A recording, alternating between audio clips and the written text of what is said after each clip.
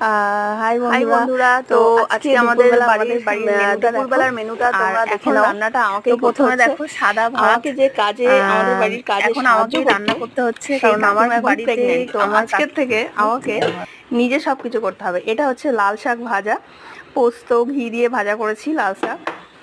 আর এটা হচ্ছে সকালবেলা উচ্ছে আলু ভাজা করেছিলাম, খানিকটা খেয়ে নিয়েছে আর একটু আছে। আর এটা করেছি ডাল, আমার হাজব্যান্ড ডাল খেতে ভীষণ ভালোবাসে।